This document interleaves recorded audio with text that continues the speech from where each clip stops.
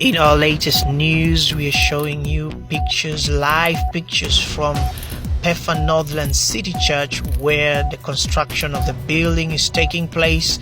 What you can see on your screens are construction workers and engineers working on the establishment of the building, the Pefa Northlands City Church building.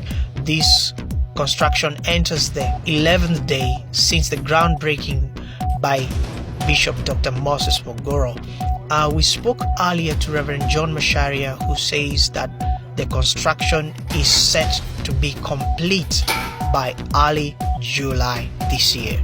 We'll keep you informed and we'll keep you updated, following up on the latest news.